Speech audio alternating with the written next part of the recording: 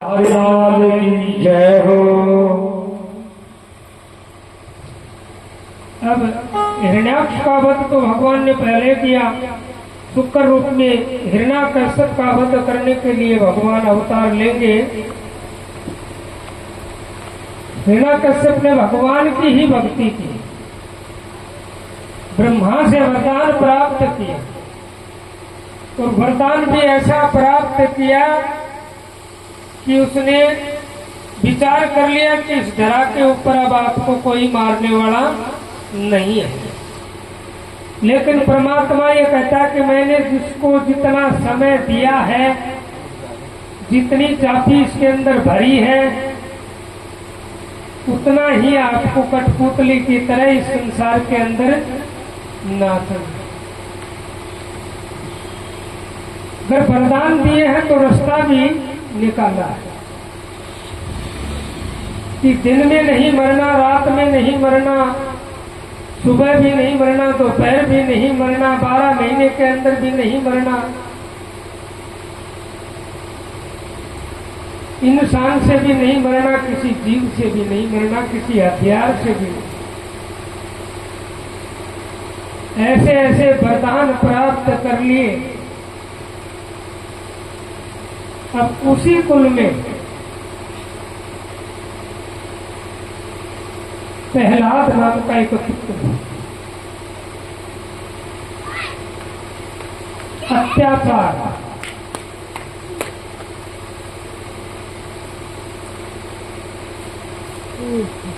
अत्याचार किए उसको।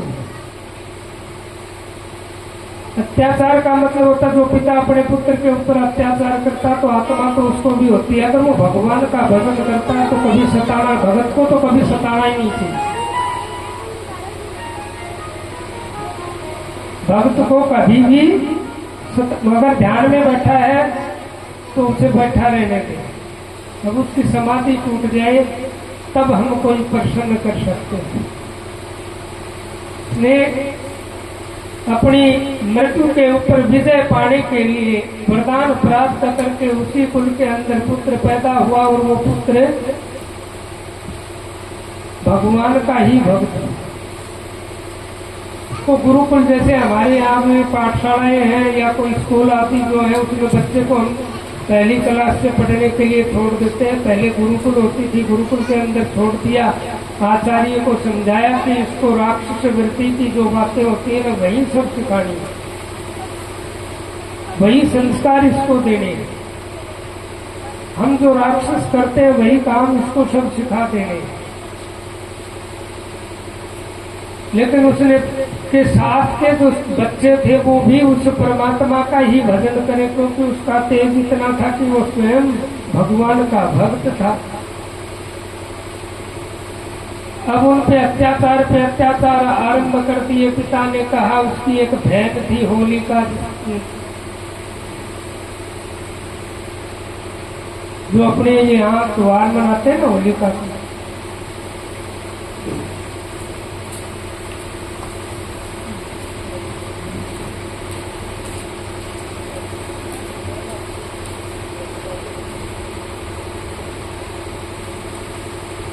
अपनी बहन को बुलाया और उस बहन ने कहा कि मैंने अग्निदेव की पूजा करके अपने गुरु के आशीर्वाद से एक ऐसा वरदान प्राप्त किया कि मेरे पास एक चद्दर है जो अग्नि उसको जला नहीं सकती। मैं वो चद्दर ओढ़ करके बैठ जाऊंगी और इसको अपनी गोदी में ले करके और इसको जला दूं। भक्त को कोई भय नहीं था, वो उसके अंदर बैठ जाती है। भगवान स्वयं बताते हैं कि प्रहलाद की भी रक्षा की।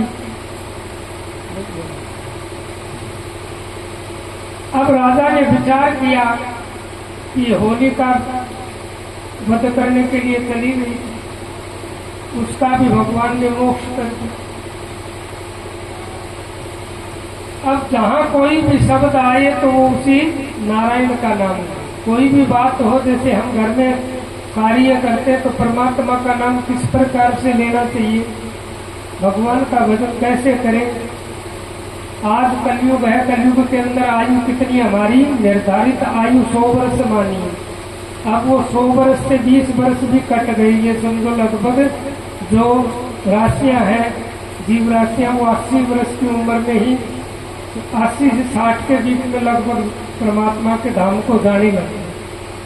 यही रह गया। अब अगर हम बैठ करके माला लेकर के उस परमात्मा का चिंतन करेंगे, बैठ के आसन लगा के उस परमात्मा का भजन करेंगे तो समय नहीं हमारे पास, क्योंकि घर का काम भी करेंगे, घर का काम करेंगे तो समय कहाँ निकलेगा। तो इसलिए कलयुग में कहा है रामायण के अंदर की कलयुग केवल नाम आधारा, सुमर सुमर नर उतर ही पारा। कितनी बड़ी भक्ति है कलयुग की, देखो कितनी बड़ी भक्ति है कलयुग की, बैठ करके करने की आवश्यकता नहीं है कि कलयुग केवल नाम आधारा, सुमर सुमर नर उतर ही पारा। आपको बैठ के भजने की जरूरत नहीं है, चलते हुए, अगर हम कहीं जा रहे हैं तो चलते हुए भी मेरा अगर स्मरण कर लोगे, नाम ले लोगे, तब भी वो भक्ति है। घर में बर्तन मांजते सुबह उठ करके सबसे पहला काम झाड़ू, घर की बासी झाड़ू जो निकालती है मेरी माताएं, मैं विशेषकर उनको बता रहा हूँ कि सुबह जब उठते हैं तो घर के अंदर झाड़ू निकालते हैं। झाड़ू निकालते समय हमें क्या करना चाहिए, झाड़ू हाथ में लेकर के श्रीमन नारायण का कीर्तन करते हुए झाड़ू को हम निकालेंगे तो पूरे घर के अंदर सकारात्मकता आएगी, सबकी बुद्धि सात्विक रहेगी। बर्तन मांजते हैं तो वैसा विचार होना चाहिए कि मैं मेरे नारायण को, मेरे गोपाल को इन बर्तनों के अंदर भोग लगाऊंगा और ये अच्छे से साफ कर श्रीमन नारायण। तो उन बर्तनों के अंदर भी सकारात्मक सोच आ जाएगी। रात्रि में सोते समय भी हम परमात्मा का चिंतन करते हुए सोएंगे तो हमें अच्छे सौपन आएंगे,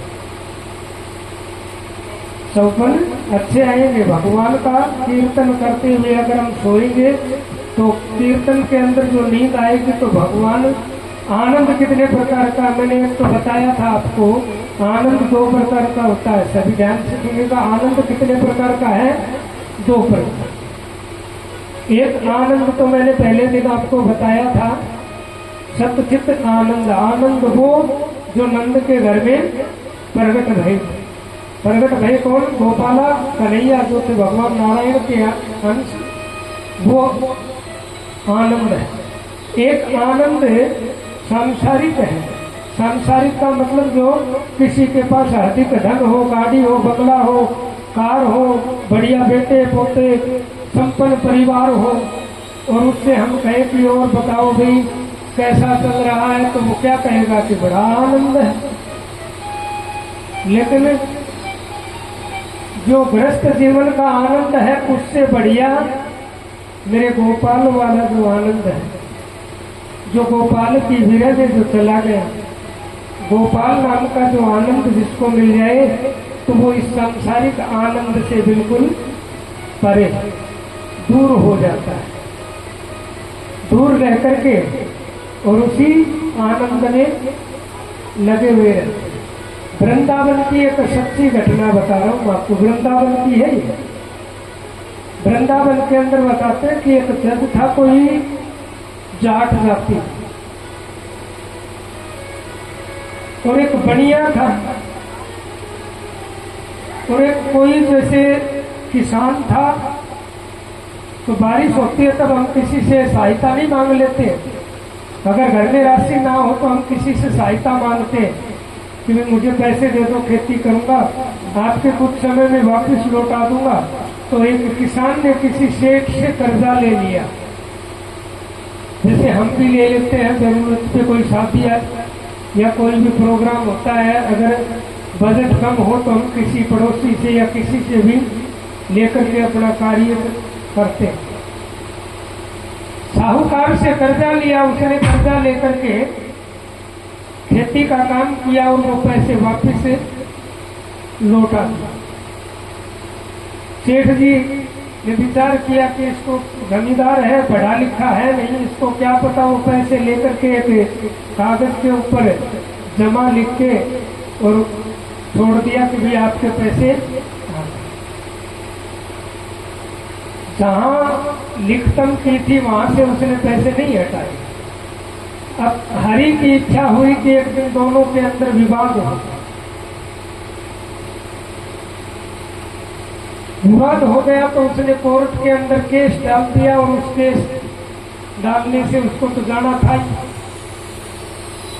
तारीख पे तारीख चलती रही, तारीख पे तारीख चलती रही। अब उस जमींदार का नंबर आया आमने सामने का, तो जमींदार से पूछा गया कि भाई ये बताओ मेरे को कि आपने सेठ जी को पैसे दिए, ये कह रहे हो कि मैंने पैसे दे दिए, लौटा दिए, लेकिन ये सेठ जी तो मना कर रहा है। आपने ये जो पैसे दिए हैं ये किसके सामने दिए? कोई आपका गवाह है? जमींदार ने कहा कि मेरा गवाह एक ही है। कौन? गोपाल जी। अब जज ने ऑर्डर दिया तुरंत प्रभाव से कि गोपाल जी के नाम से संबंध निकाले जाए। अब वो संबंध निकाल दिए, डाकिया संबंध लेकर के चक्कर लगा रहा है कि भाई गोपाल जी का घर कौन सा है, गोपाल जी का घर कौन सा है। बोला यहाँ तो देखो कि वही गोपाल जी का घर है, और ऐसा तो कोई है नहीं कि जो गोपाल जी हो, मतलब ये मंदिर है ये भी गोपाल जी का है। अब उस नगरी के अंदर कोई समझदारी जो कहते ना, समझदार था, उसने कहा, विचार किया कि ये संबंध है और गोपाल जी का संबंध है। उसने बताया कि ये जो मंदिर है गोपाल जी का, आप इस मंदिर में चले जाओ, पुजारी से जाकर के मिल लेना, और पुजारी जी आपको गोपाल जी से मिला देंगे। अब वो डाकिया संबंध लेकर के गोपाल जी के मंदिर में चला गया। गोपाल जी के मंदिर में जाकर के वो संबंध निकाल के डाकिया से कहने लगा कि डाकिया, पुजारी जी ये जो संबंध है ये गोपाल जी को देना है। अब पुजारी भी समझ गया बात को कि ये कोर्ट का संबंध है, इसको पता नहीं है गोपाल जी कौन है। बोले गोपाल जी तो अभी तो है नहीं यहाँ, और आएंगे तब मैं ये संबंध गोपाल जी को दे दूंगा। अब वो संबंध किसने लिया? पुजारी जी। पुजारी जी ने संबंध लेकर के उस गोपाल जी के चरणों में रख के कहा कि हे गोपाल जी, ये कलयुग है, ये कलयुग है, ये कलयुग के लोग आपको कोर्ट में खड़ा कर देंगे। अब जाओगे कोर्ट में हाजिरी लगाने के लिए, तेरे किसी भगत ने पुकार लिया, अब जाना पड़ेगा। पुजारी जी ने भगवान को कठोर शब्दों में कह दिया, और वो संबंध भगवान के चरणों में रख दिया। बताते कि तारीख आई, और जैसे ही गवाह के अंदर से आवाज आई कि गोपाल जी हाजिर हो, तीसरी आवाज लगाई तो गोपाल जी छोटे से बालक के रूप में जाकर के हथकड़े के अंदर खड़े हो गए। जज ने कहा कि भाई आप? बोले मैं गोपाल जी हूं। अच्छा, आप गोपाल जी हैं तो सेठ ने जो पैसे दिए थे इस किसान ने वो जमा नहीं किए, ये तो कह रहा है कि मैंने पैसे दे दिए। तो आपके सामने पैसे दिए थे? बोला हाँ बिल्कुल मेरे सामने पैसे दिए थे। सेठ जी ने कहा लिखे? अब भगवान से तो कोई चीज छुपी हुई नहीं, सेठ जी वही थे। गोपाल जी ने कहा कि सेठ जी की 3 नंबर की अलमारी है, उसके अंदर एक कागज है, उस कागज के अंदर इसने जमा किए। ये सेठ जी इस जमींदार को धोखा दे रहा है। अब वहां से कोर्ट के सिपाही गए, 3 नंबर की अलमारी का लोग खोल करके कागज चेक किए तो वो पैसे जमा लिखे हुए। अब गोपाल जी तो अपना काम करके चले गए। सेठ जी को सजा दे दी। जैसे ही किसान कोर्ट से बाहर आया, वो जज भी उसके पीछे पीछे। अब जज ने कहा कि भाई थोड़ी देर पहले यहाँ गोपाल जी जो गवाही दे करके गया था वो कहाँ गया? बोले वो गोपाल जी कौन है? किसान ने कहा कि मैं तो नहीं जानता गोपाल कौन है, लेकिन मैं तो इतना जरूर जानता हूँ कि मेरी नगरी के अंदर मेरा गोपाल ही है। अरे बोला इतना जानता है तो इतना भी जानता होगा कि वो गोपाल कौन है? बोला मुझे नहीं पता कौन है। सिपाही को बुलाया कि आप बताओ, डाकिये को बुला करके कि वो संबल कहाँ दिया। अब डाकिया आया, डाकिया से पूछा गया कि आपने वो संबल कहाँ दिया? तो उसने बताया कि मैंने तो गोपाल जी के मंदिर में पुजारी जी को संबल दिया था। पुजारी जी पता नहीं गोपाल जी को दिया कि नहीं दिया, वो तो मैं नहीं जानता। अब वो जज पुजारी के पास पहुंचा, पुजारी से कहा कि आपको हमने जो संबल दिया था वो आपने कौन से गोपाल जी को दिया? पुजारी जी ने इशारा कर दिया कि ये गोपाल जी बैठे हैं, वो संबल रखा हुआ है, मैंने तो हिंदी गोपाल जी को वो संबल दिया है। अब वो संबल आके रखा हुआ भगवान के चरणों में, और जज ने वो संबल देख करके बताते हैं, परित्याग कर दिया कि मैं मंदिर में कदम नहीं रखूंगा आज के बाद। मैं इस बिहारी जी का दोषी हूँ। वो बिहारी मेरे कोर्ट में गए, खटखड़े में खड़े होकर के, और वो गवाही देते रहे, और मैं सबसे ऊंचाऊ से आसन के ऊपर बैठा रहा। धिक्कार है मुझे, मैं इसके मंदिर का बहुत बड़ा अपराधी। शायद मेरे विचार से वो संत भगवान के धाम को चले गए।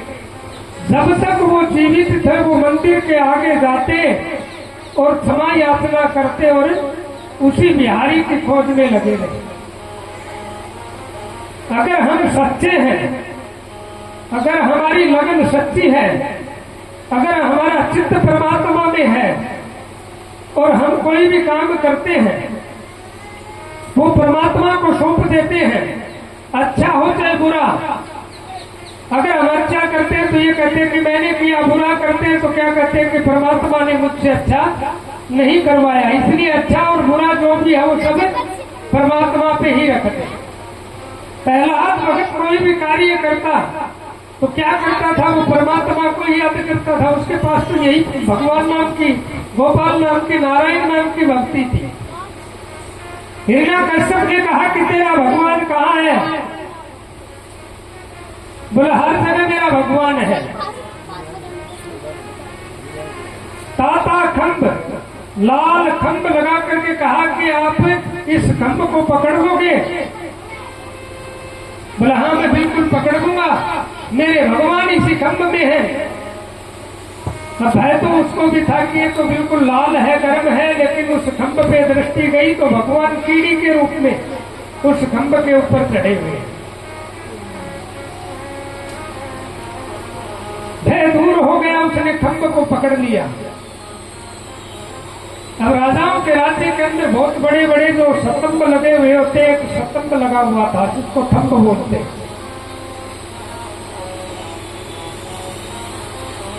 हिरण्यकश्यप ने कहा कि आपके भगवान और कहाँ दिखाई दे रहे? इस स्तंभ में आपके भगवान हैं। अब भगत को विश्वास था, उसने कहा कि मेरे भगवान तो इस स्तंभ में भी है। अब सायंकाल का समय था, तुरंत प्रभाव से तलवार निकाली और थंभ की ओर चलने लगे। अब भगवान ने विचार किया कि आज अगर कोई स्तंभ को पार करके प्रकट नहीं होगा तो तेरे भगत की लाज जाएगी।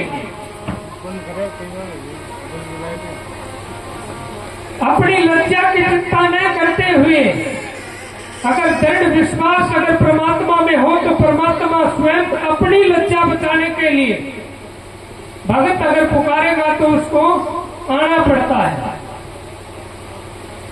अब परमात्मा उस थंब के अंदर किस रूप में था? भैया ध्यान से, थंब के अंदर तलवार निकाल करके हिरण्यकश्यप थंब की ओर दौड़ता और भगवान उस थंब को पार करके नर और सिंह के रूप में प्रकट हो जाते हैं और हिरण्याकश्यप को अपने उठा करके दोनों देड़ी जो होती है, घर की देड़ जो बोलते हैं, देड़ी जिसको कहते हैं, उतरंगा लगता था काठ का पहले, वहां लेकर के आगे सायंकाल का समय था। पुरुषोत्तम मास था जिसको 13वां महीना हम कहते हैं, उसका नाम हमने रखा है पुरुषोत्तम मास। वो भगवान ने स्वयं बनाया था, अधिक मास जिसको हम कहते हैं। और दोनों देड़ी के बीच में खड़ा होकर के और हिरण्याकश्यप को अपने अगले हाथ जो होते हैं, शेर के जो पंजे, उनमें ताकत होती है, हाथों से फाड़ देता है। बोलिए नरसिंह भगवान की जय हो। और प्रहलाद की रक्षा करते हैं।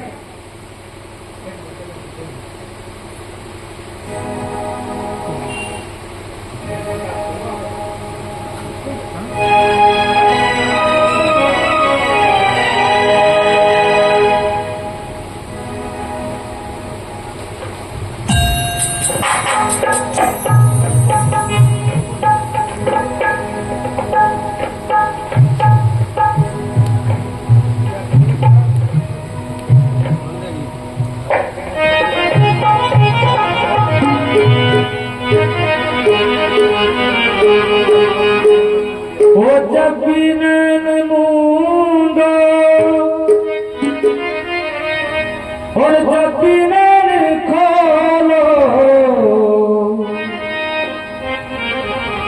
और जब भी नैन मूंदो, जब भी नैन खोलो, राधे कृष्ण बोलो, राधे कृष्ण बोलो, राधे कृष्ण बोलो, राधे कृष्ण बोलो। जब भी नैन मूंदो, जब भी नैन खोलो, जब भी नैन मूंदो, जब भी नैन खोलो, राधे कृष्ण बोलो रे बोलो, राधे कृष्ण बोलो, राधे कृष्ण बोलो, राधे कृष्ण बोलो। राधे कृष्ण राधे कृष्ण राधे कृष्ण हरे हरे, राधे कृष्ण राधे कृष्ण राधे कृष्ण हरे हरे, राधे कृष्ण राधे कृष्ण राधे कृष्ण हरे हरे, राधे कृष्ण राधे कृष्ण राधे कृष्ण हरे हरे। और जब भी नैन मूंदो, जब भी नैन खोलो, जब भी नैन मूंदो, जब भी नैन खोलो, राधे कृष्ण बोलो, राधे कृष्ण बोलो, राधे कृष्ण बोलो, राधे कृष्ण बोलो।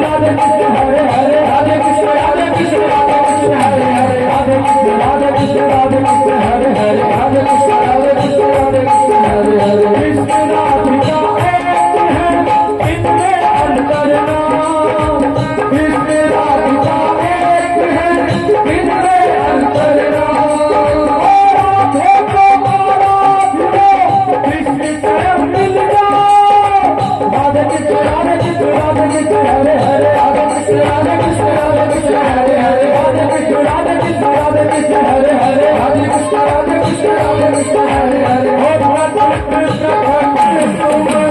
इनको ना तोड़ो प्रत्यक्ष प्रकट तुम्हें इनको ना तोड़ो राधे कृष्ण बोलो राधे कृष्ण बोलो राधे कृष्ण बोलो राधे कृष्ण बोलो जपी नैन मूलो जपी नैन खोलो जपी नैन मूलो जपी नैन खोलो राधे कृष्ण बोलो राधे कृष्ण बोलो राधे कृष्ण बोलो राधे कृष्ण बोलो राधे कृष्ण राधे कृष्ण हरे हरे राधे कृष्ण हरे हरे राधे कृष्ण हरे हरे राधे कृष्ण हरे हरे जय हो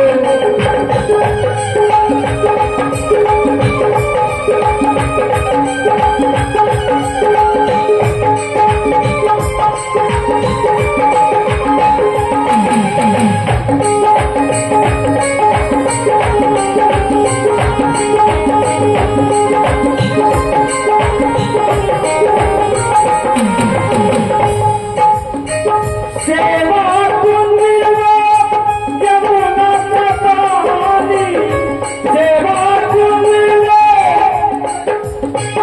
यमुना कपाली राधे कृष्ण की कहता कहानी राधे कृष्ण की कहता कहानी हो प्रेम रस में आत्मा भी बोलो प्रेम रस में आत्मा भी बोलो राधे कृष्ण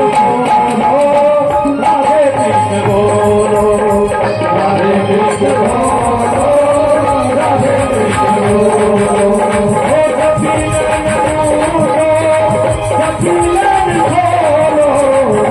नैन मूलो जपी नैन खोलो जपी नैन मूलो जपी नैन खोलो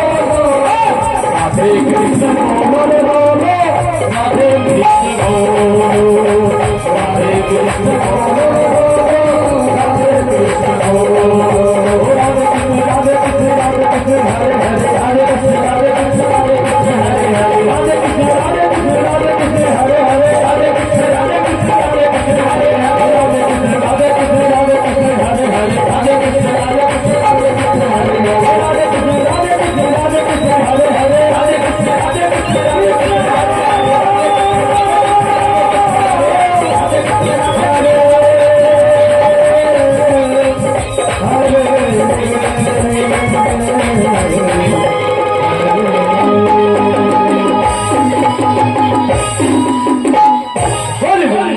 हरि लाल की जय हो राधे सरकार की जय हो श्री कृष्ण कन्हैया लाल की। देखो भक्ति का आनंद भक्ति करने वालों को पता है और भक्ति का आनंद वृंदावन वालों को पता है। वो रियल में हम तो ये समझो कि कई बार सुनते भी हैं आप भी कि हे प्रभु मुझे अगर जन्म दो तो आपके चरणों में दो। किसी भागी या बड़ भागी का जन्म वृंदावन में होता है तो वहाँ भगवान का ही स्मरण और साक्षात गोपाल जी वहाँ विराजमान है। मृत्यु को जीतने वाले आज तक किसी ने मृत्यु को जीता है या आपने कहीं तो सुना तो होगा मेरे विचार से कि जैसे नींद जीत फला संत ने नींद को जीत लिया, जैसे गोपी चंद भरतरी में कह देते हैं ना कि नींद जीती थी। लक्ष्मण ने नींद जीत ली थी, 12 वर्ष तक सोए नहीं थे वन के अंदर, वो तो 14 वर्ष ही नहीं सोए थे। अही रावण ने पाताल लोक में लेके गए, उसी समय एक बार सुप्त अवस्था में गए थे, लेकिन 12 वर्ष का तो ये मान लो कि पक्का प्रमाण है लक्ष्मण सोए नहीं थे। उसी प्रकार से जो इस धरा के ऊपर अनंत जीव राशियां जो आई है, उनमें जिसने मृत्यु के ऊपर विजय पाई वो एक ही था। कौन था? ध्रुव भगत। याद रखने की चीज है कि जिसने मृत्यु के ऊपर विजय प्राप्त की वो कौन था? ध्रुव। उत्तानपाद की दो रानियां थी, सुनुति और सुरुचि।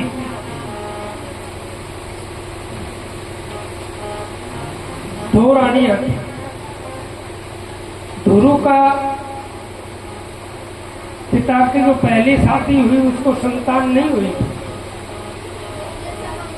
ध्रुव की मां ने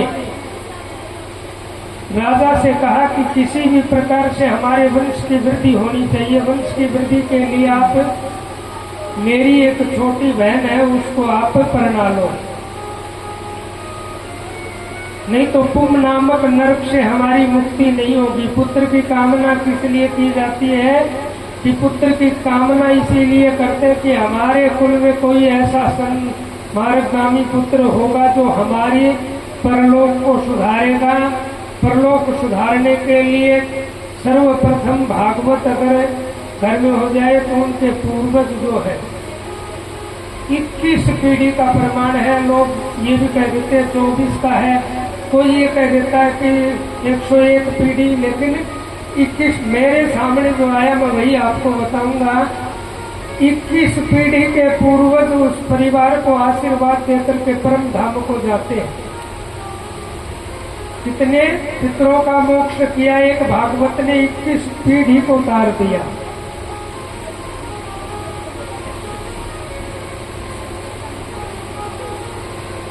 ध्रुव जो था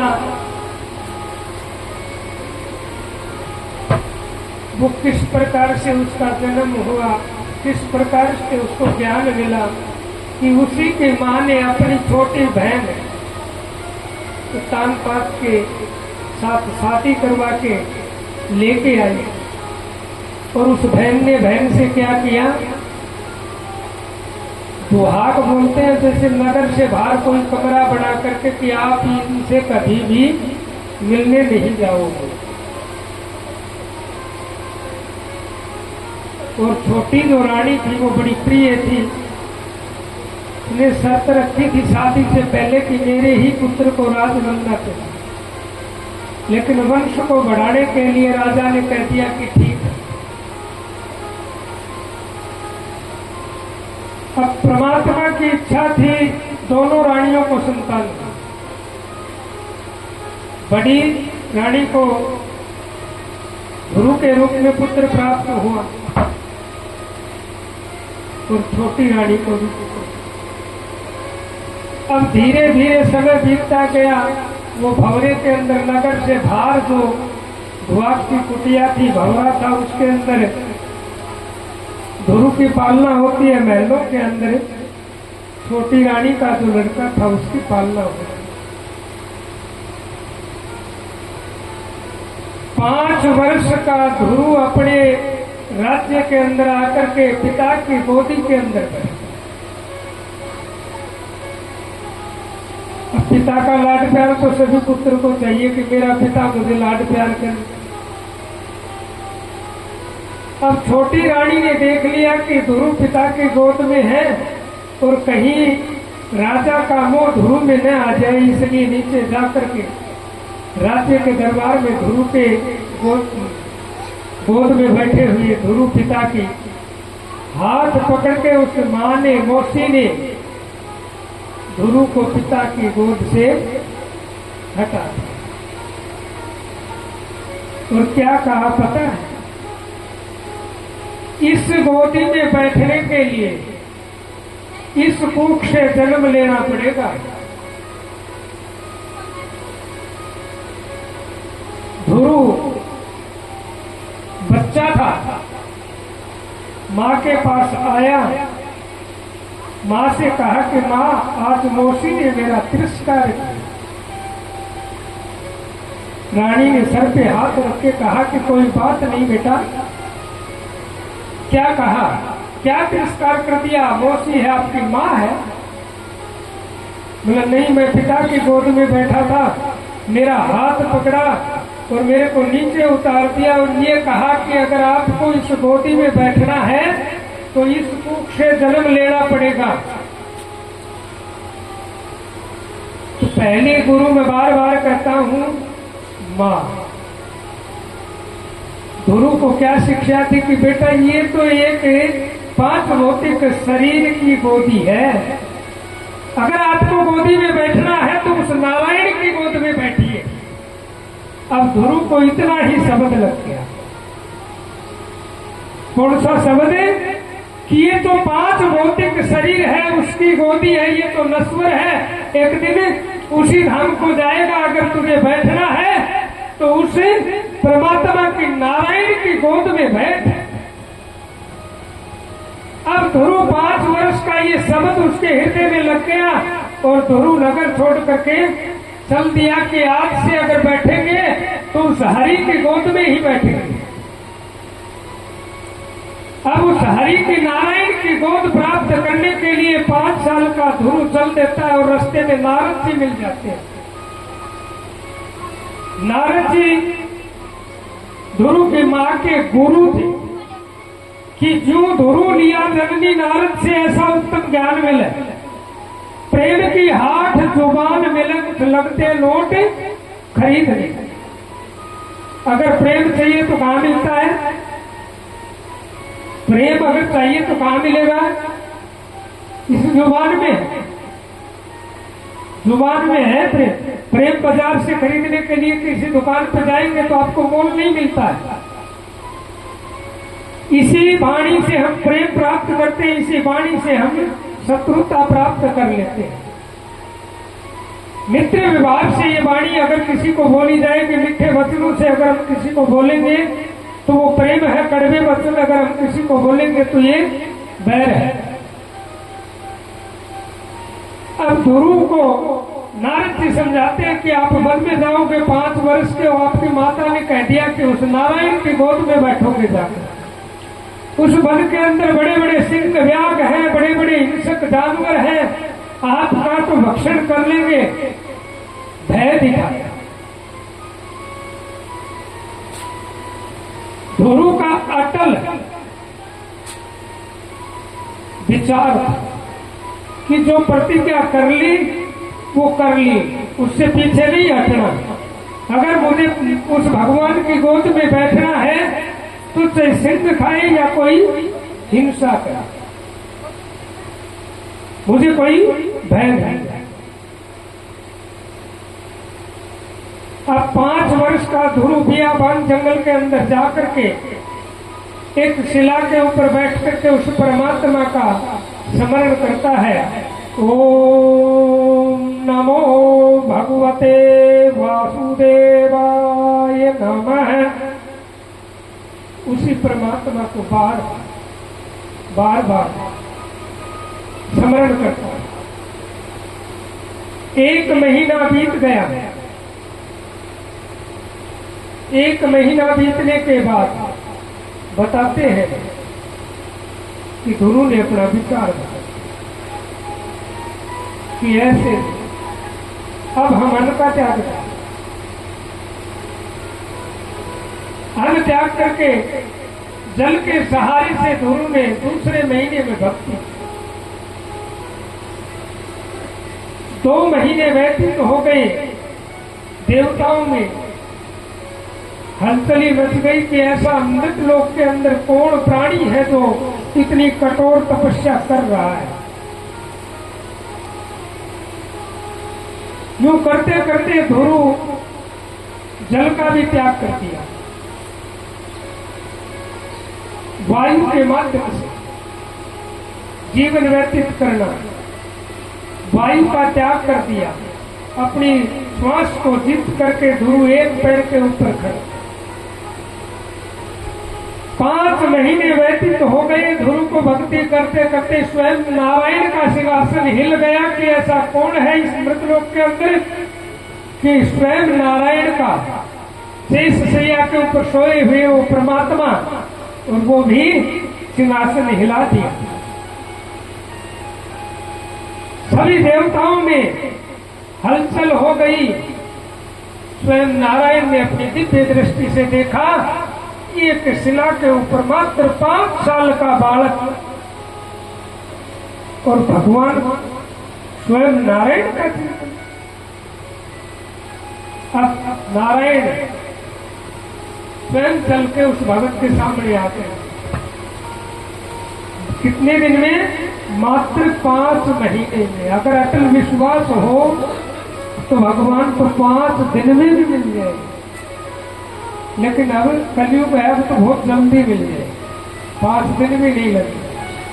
क्योंकि रामायण में तो कहा ही था कि कलयुग केवल नाम आधारा सुमर पर स्मरण मात्र से ही प्राप्त हो रहा। भगवान चलते उठते बैठते दौड़ते कैसे भी परमात्मा का स्मरण करें। 5 महीने में भगवान नारायण ध्रुव के सामने आए। ध्रुव की आवाज बंद हो चुकी थी, बोलने की शक्ति नहीं थी ध्रुव के अंदर। भगवान की छवि को निहारता है और भगवान के हाथ में शंख था। ध्रुव के मुख से स्पर्श करवाया और बोलने की शक्ति ध्रुव के अंदर आई। भगवान से सवाल करने, भगवान ने कहा कि मांगिए। बोला प्रभु मुझे कुछ नहीं चाहिए। ध्रुव ने कुछ भी नहीं मांगा परमात्मा से। लोग कहते हैं कि भक्ति करो तो निस्वार्थ करो। भागवत स्पष्ट शब्दों में कहती है कि ध्रुव ने 5 महीने तक भगवान की भक्ति की। स्वयं नारायण वहां आए और वरदान दे रहे हैं, लेकिन ध्रुव जी ने भगवान से कुछ भी नहीं मांगा। बोला मैं तो अपनी माँ के वचन से भक्ति करने के लिए आया हूँ। उसी परमात्मा ने अपनी गोदी के अंदर बैठा करके ध्रुव से बार बार विनय किया कि तुम मांग लो, लेकिन बिन मांगे। बोला आपकी इच्छा राज्य की हो कि आप राज्य करना अपने पिता की गति में। 350 वर्ष बताते हैं कि ध्रुव ने अपने पिता की गति पे राज किया। छोटी रानी का जो लड़का था ध्रुव का भाई, वो यक्षों से युद्ध करने के बाद मारा गया और उसी युद्ध को ध्रुव ने जीत करके पिता की गद्दी पे राज किया। समय व्यतीत हो बीतता गया, मृत्यु को आना था, लेकिन ध्रुव भगत था। जैसे ही मृत्यु ध्रुव के पास आई कि मैं तेरे को लेने के लिए आई हूं, तो ध्रुव ने मृत्यु के शीश पे पैर रखे और परम पद को पाया। बोलिए ध्रुव और नारायण भगवान की जय। आज हम उत्तर दिशा में दिखाते हैं, शादी होती है, विवाह होता है, तो ध्रुव को देख लो भाई, उत्तर दिशा में ध्रुव अटल है। आज कितने भी कष्ट आए, कितने भी हमारे गृहस्थ जीवन के अंदर बाधाएं आए, तो इस कहानी से हमें क्या शिक्षा मिलेगी? आपदा विपदाएं कितनी भी घेर ले, लेकिन हमें परमात्मा के चिंतन से या अपने पद से, पद भ्रष्टे में शोभिते, जो पद से गिर जाएगा तो शोभा खत्म हो जाएगी। पद वाली स्थान होता है, जहां हम हैं वहां हम पूजनीय। पद से अगर गिर गए तो शोभा, जैसे केस होते हैं सिर के ऊपर, मैं आपको उदाहरण बता रहा। हम नाई की दुकान में जाते हैं, बढ़िया कटिंग करवाते हैं, बड़े केस होते हैं, कटवा करके जो कटे हुए केस होते हैं कोई घर वापस नहीं लेके आता है। अगर बड़े बड़े केस हैं, बढ़िया तेल लगाते हैं, बढ़िया साबुन लगाते हैं, बढ़िया शैम्पू लगाते हैं, तो लगाते हैं।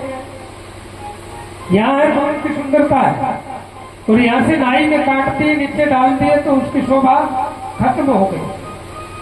हमारे मुख में दांत हैं, हम सुबह उठते हैं, दातुन वगैरह करते हैं, बार बार दर्पण को देखते हैं, दांतों को कि चमकते हैं कि नहीं। मुख में दांत है, इसीलिए तो दांतों की शोभा है। और दांत गिर जाए किसी का भी दांत, एक दांत भी अगर गिर जाए तो मुख की शोभा खत्म हो जाती है, क्योंकि उसने अपना पद स्थान छोड़ दिया, तो मुख की भी शोभा खत्म हो गई। इसी प्रकार से ये मानव जो है अपने पद से गिर जाएगा तो उसकी भी शोभा खत्म हो जाएगी। पद भ्रष्टे न शोभिते, जो पद से गिर गया तो उसकी शोभा जो है वो खत्म हो जाएगी। आचारहीन न पुनंति वेदा, जो आचरण से हीन हो जाएगा तो उसको कोई वेद पवित्र नहीं कर सकता, चाहे वो पुराण हो चाहे वेद हो या भगवान का चिंतन करे। जब तक वो अपना आचरण जो है वो पवित्र नहीं रखेगा तो उसको वेद भी पवित्र नहीं कर सकते। चित्रकेतु नाम का राजा हुआ है इसी धरा के ऊपर, बहुत धर्मात्मा राजा। भागवत के प्रमाण से तो बताते हैं कि चित्रकेतु की 10,000 रानियां। चित्रकेतु को कोई संतान नहीं थी, 10,000 रानी होने पर भी चित्रकेतु को कोई संतान नहीं। ये बड़े वियोग की बात।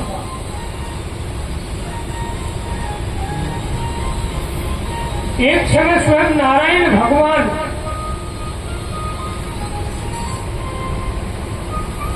श्रृंग ऋषि के साथ विचरण करते हुए जा रहे थे। चित्रकेतु से ने दोनों को देखा और चरणों में पड़ के कहा कि मुझे 10,000 रानियां हैं, लेकिन मेरा उद्धार नहीं है, मैं नरक का वासी हूं। मुझे कुंभीपाक नरक में या पुम नामक नरक में जाना पड़े।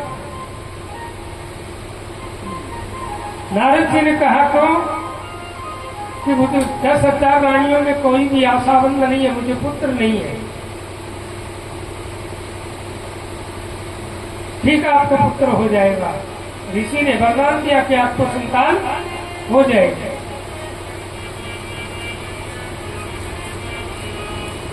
भगवान की कृपा हुई, चित्रकेतु को एक पुत्र हुआ। पुत्र होते ही और वो परम धाम भगवान को प्यारा हुआ।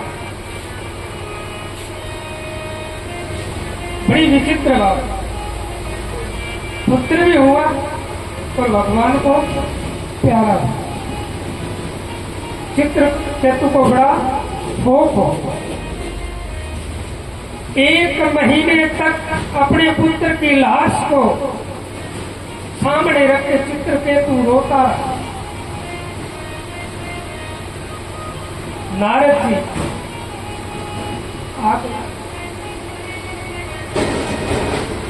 चित्रकेतु क्या बात है, क्यों रो रहे हैं? मेरा पुत्र है वो चला गया। तेरा पुत्र? बोला हाँ, मेरा पुत्र जो था वो परमात्मा के घर चला गया। बोले ये संसार बड़ा नश्वर है। ये संसार क्या है? बड़ा नश्वर है। इसमें कोई किसी का पुत्र नहीं है और कोई किसी का पिता नहीं है। ये बंधन है। हे राजन, आप इस बंधन के अंदर बंधे हुए हैं।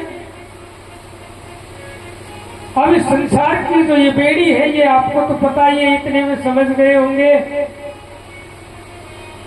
ये नाती पोती जो होते हैं, यही जंजीर है इस संसार में बंधने के लिए कि ये मेरी पत्नी है, ये मेरा पति है, ये मेरा पुत्र है, ये मेरी पोता है, ये मेरी पोती है।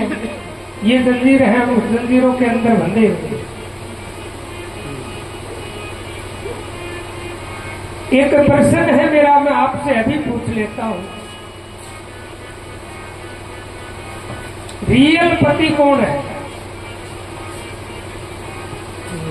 मेरा भी पति है, आपका भी पति है, जितने भी जो इस संसार के अंदर अनंत जीव राशियां हैं, सभी का पति है। वो रियल जिसको हम पति समझे वो कौन है? मीरा ने किसको पति माना? गोविंद को पति, नारायण को पति, भगवान को पति। बंधन क्या है? हमारे पिता ने योग्य वर देखा और पुत्री को परणा दिया, वो पति नहीं है। पति वाली तो हमारी भाषा है। हम घर में पशु रखते हैं, उसको किससे बांधते हैं? पशु को किससे बांधते हैं? रस्सी के माध्यम से। कुत्ता जो होता है ना, कुत्ते से बांध देते हैं। इस संसार में वो पति कौन है? खूंटा है। उस खूंटे से हम बने हुए हैं। किस लिए? मर्यादा के लिए। मर्यादा है ही हमारी, मर्यादा रूपी जो खूंटा है हम उससे बंधे हुए हैं कि हमारे आंचल को कोई दाग न लगे, आंचल को दाग न लगे, इसलिए उस खूंटे से हम बंधे हुए हैं। और रियल पति हमारे परमात्मा नारायण है। मीरा भी उसी परमात्मा को अपना पति मानती है और उसी के पास हमें एक दिन जाना है। किसके पास है? उसी परमात्मा के पास हमें एक दिन जाना है। सभी विरह है इस संसार के, उन विरह को त्याग करके और रियल पति से जिस दिन मिलन हो जाएगा तो वो मिलन आज से चिंतन करेंगे। जो समय बीत गया, जो समय बीत गया वो तो बीत गया, लेकिन अब भी समय है, अब भी समय है। अगर अब से भी, आज से भी अगर उस परमात्मा का हम चिंतन कर लेंगे तो हो सकता है कि हम अपने रियल पति से मिलने का अवसर मिल जाए। नहीं तो इसी 84 के अंदर पता नहीं कौन सी योनि के अंदर हमें फिर वापिस आना पड़ेगा। तो चित्रकेतु शोक में डूबा हुआ, पुत्र के शोक में नारद जी ने अपने योग बल से चित्रकेतु के पुत्र को बुलाया, सामने खड़ा है, पिता से क्या कह रहा है कि पिताजी आप मुझे पुत्र मानते हैं, पता नहीं कितने जन्मों में मैं आपका पिता रहा हूं, कितने जन्मों आप मेरे पिता रहे। इस बंधन को त्याग दो, इस बंधन से मुक्त हो जाओ। यह कोई किसी का नहीं है, ये संसार एक ऐसा है कि ये आपको धीरे धीरे धीरे धीरे करके खा जाए। ये 5 भौतिक शरीर की जो अवस्थाएं होती है पिताजी, वो आपको पता है कि एक दिन इसे भी राख होना, खाक होना। कितना बड़ा भी हम काम कर जाएंगे, अगर अच्छा कर्म करेंगे तो पीछे से क्या रहेगा कि फला आदमी अच्छा था, उसने ये बहुत बढ़िया काम कर दिया। अगर हम किसी का बुरा या किसी की आत्मा सता करके जाएंगे तो लोग क्या कहेंगे कि ये निशाचर था, चलो रे ये संसार से चला गया तो कोई दुख की बात नहीं है। तो इसलिए इस मोह को त्याग दो।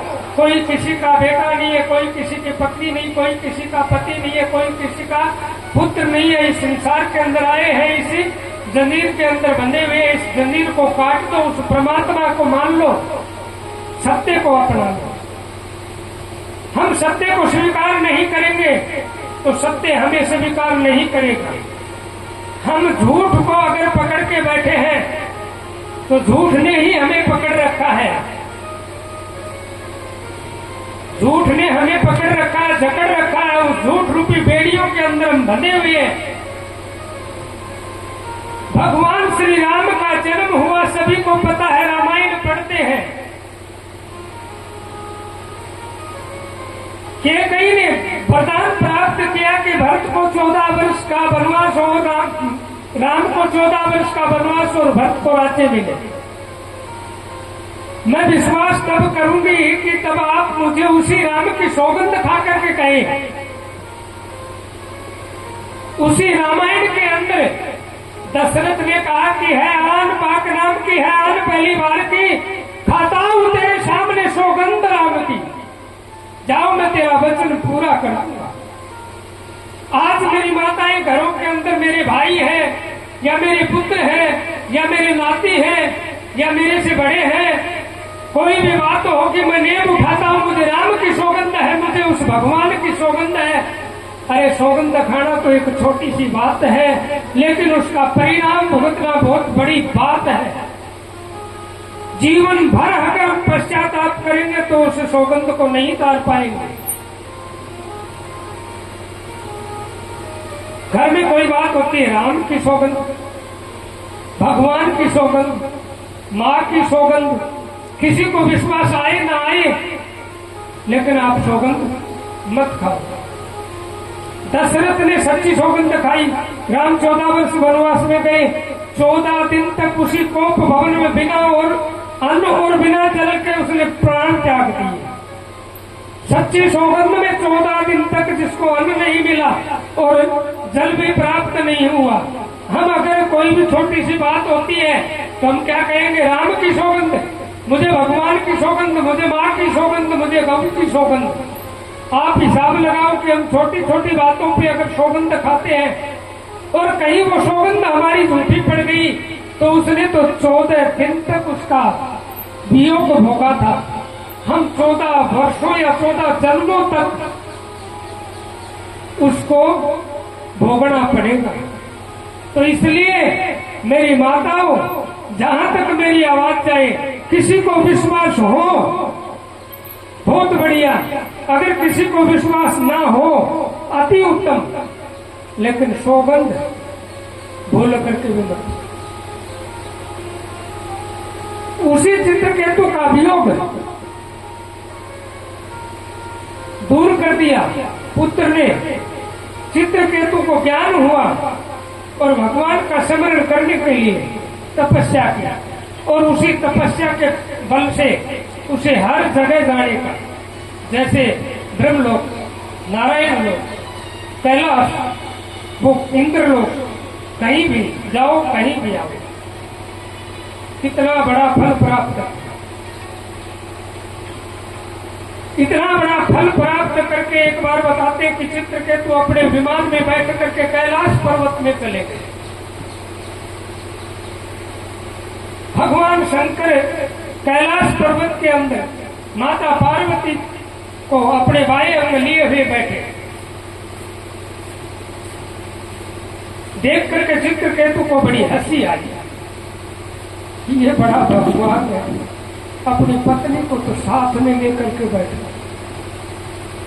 अचंबा आया क्योंकि वो भगवान का भक्त, आने जाने की सब जगह छूट, लेकिन भगवान के चिंतन में वो भूल गया कि स्त्री भी कोई होती है, अर्धांगिनी भी कोई होती है।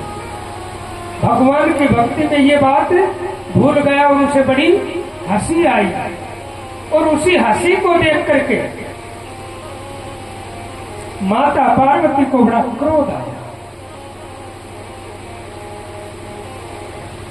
और माता पार्वती ने चित्रकेतु को श्राप दिया कि जाओ तुम राक्षस हो।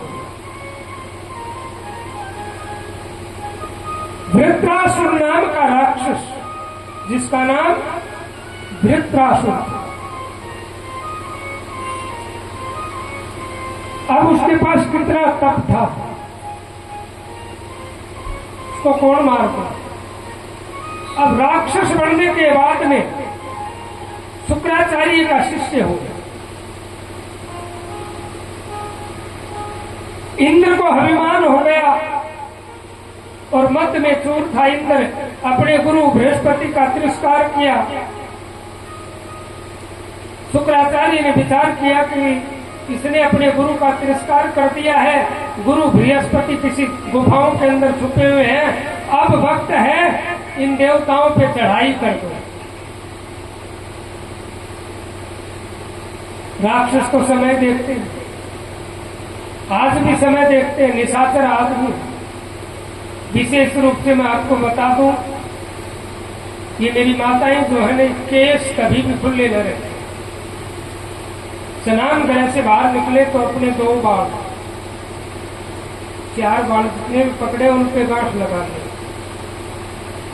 आप कहीं भी धाम पे जाओगे, कोई बालाजी का धाम, कोई श्याम जी का, कोई माता भगवती, सती जती, कोई भी जो पूजा पाठ इत्यादि करते हैं, उनके आप देखते हो कि ये सिर घुमा घुमा के ये कहते हैं कि मेरे अंदर प्रेत आ गया। ये प्रेत आने का मेन कारण यही है कि स्त्रियों के अंदर ज्यादा प्रेत का निवास क्यों होता है कि ये केस जो है ना वो कभी खुले नहीं रखने चाहिए। जिसके केस खुले रहेंगे उसे ही प्रेत का भय रहेगा।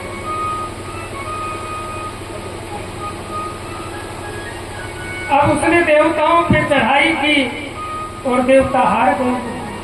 क्योंकि वृत्रासुर तो बहुत बड़ा राक्षस, सब देवताओं में तबाही मच गई कि इसको मारेगा कौन। वो देवता लोग जो अपने हथियार जो होते ना, हथियार गदा चक्र आदि कोई भी हथियार छोड़ते और वृत्रासुर सभी को खा जाता और बचा लेता।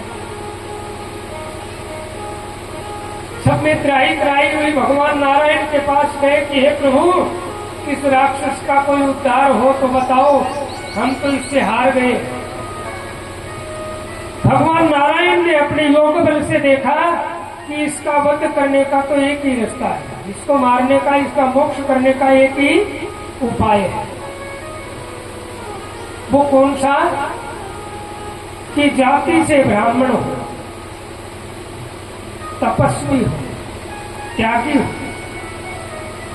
जिसको इस पांच भौतिक शरीर से भी मोह ना हो। बताओ किसको ये शरीर अच्छा नहीं लगता है? हाथ उठा के बताओ, ये शरीर किसको अच्छा नहीं लगता है? सबको अच्छा लगता है। अब कोई कहे कि मुझे अच्छा नहीं लगता, तो अच्छा नहीं लगता तो ऐसे करो कि आप एक आंख मुझे दान में दे दो। कोई दे देगा? दे देगा? नहीं देगा ना। किसी से पैर मांग ले, हाथ मांग ले, आपको करोड़ों रुपए दिला दे, भाई आपको 1 करोड़ रुपए देंगे, ये शरीर दे दो, कोई नहीं देगा। और फिर भी हम उस परमात्मा को भूल गए, उसका धन्यवाद करना भूल गए, उसका अभिवादन करना भूल गए कि जिसने इतना कीमती, जिसकी कीमत नहीं है, इसकी कोई कीमत नहीं है, अनमोल है ये शरीर, इसका कोई मोल नहीं है, अनमोल है।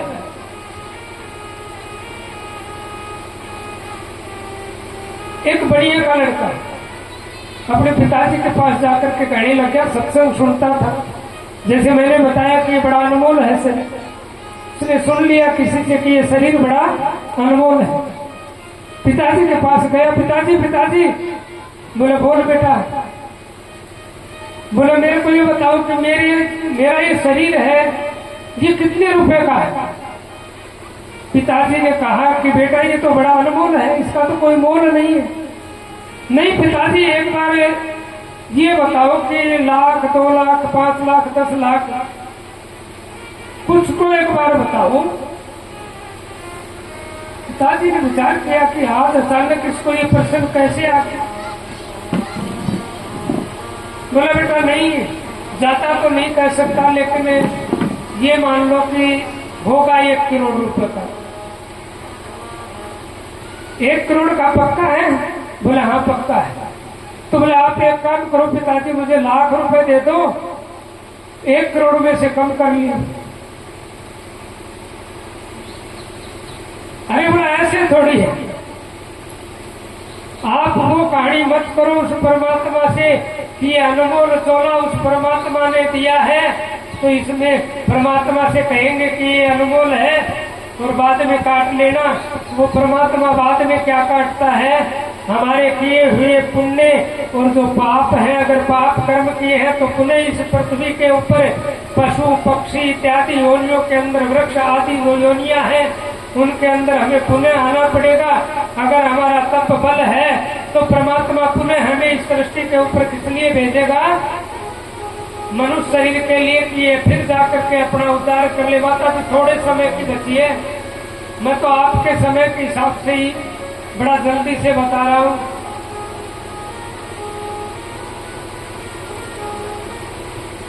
अब उसे वृत्रासुर का वध करने के लिए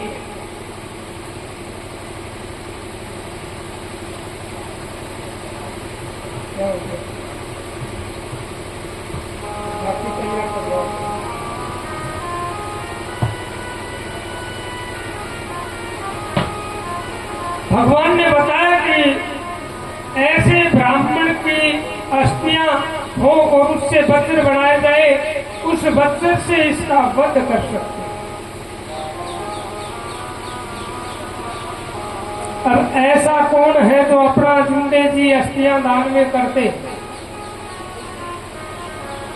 बताते हैं कि दधीची ऋषि, जिसको दादीच ऋषि भी कहते हैं, दादीच ऋषि के पास गए देवतागण और जाकर के कहा कि आप ये अपना शरीर है, ये अस्थियां जो है ना, ये हमें दान में दे। तो उसी दधीची ऋषि के 2 शिष्य हुए अश्वनी कुमार। मैं आपको थोड़ा समय को देखते हुए संक्षिप्त में बताना चाहता हूं कि उसी के 2 शिष्य हुए कौन?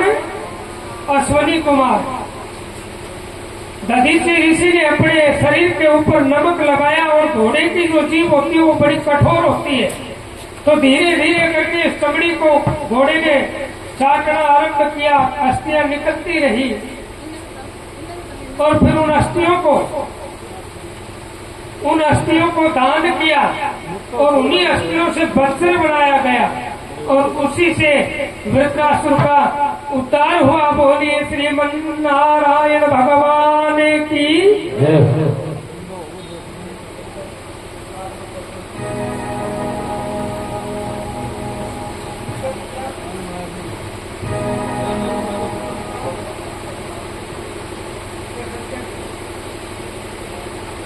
अब मैं जानता हूं घरों में काम होता है, इसलिए मैं ज्यादा समय नहीं लेते हुए 52 भगवान का जो झांकी है वो आपको दिखाई जाएगी। तब तक मैं उनका वृत्तांत आपको बताता हूं। इसी ध्रुव के पोते इसी कुल का विरोचन के पुत्र बलि, राजा बलि जो है वो विरोचन के पुत्र। समय को देखते हुए मैं आपको फटाफट बता दूंगा। बलि ने 99 यज्ञ किए। राजा बलि ने कितने यज्ञ किए? 99। किस लिए किए? वैकुंठ पाने के लिए, वैकुंठ की प्राप्ति के लिए बलि ने 99 यज्ञ किए। उसी बलि का गुरु कौन था? शुक्राचार्य।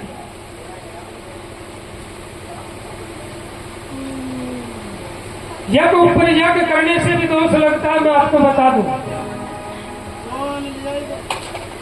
कम से कम 31 दिन के बाद दूसरा यज्ञ हो। यज्ञ के ऊपर यज्ञ मतलब यज्ञ की पूर्णाहुति हुई और फिर से हमने यज्ञ किया, आरंभ कर दिया, फिर पूर्णाहुति की, फिर यज्ञ को आरंभ कर दिया। तो ऐसे यज्ञ के ऊपर यज्ञ करने से भी हम दोष के भागी होते हैं। बलि ने 99 यज्ञ किए वैकुंठ को पाने के लिए कि मैं उस वैकुंठ को पा जाऊं।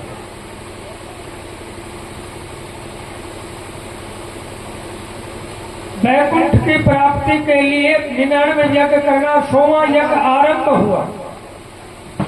100वां यज्ञ कि 100 यज्ञ करने से तो मुझे वैकुंठ प्राप्त हो जाएगा।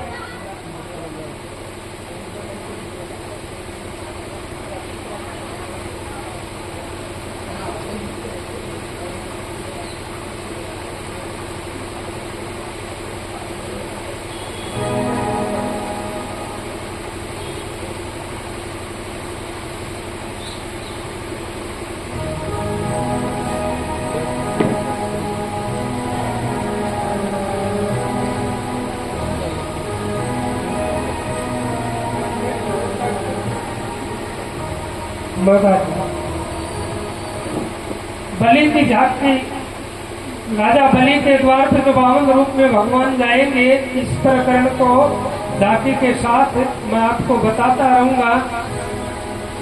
मैं आज तीसरा दिन है, मैं देख रहा हूं कि मन को पवित्र करने के लिए, इस तन को पवित्र करने के लिए तो गंगा का सहारा लिया, लेकिन मन को पवित्र करने के लिए भगवान का सहारा ले। तो मेरे विचार से तो बड़ी गहराई से, बड़े ध्यान से जब हम कोई भी परमात्मा का चिंतन करेंगे तो क्या होता पता? वो आप ही बताना या फिर थोड़ी देर में मैं भी बता दूंगा कि एक भक्त भी कैसा कि 99 वर्ष तक परमात्मा का चिंतन किया और एक दिन उसी परमात्मा ने अपना विमान भेज दिया।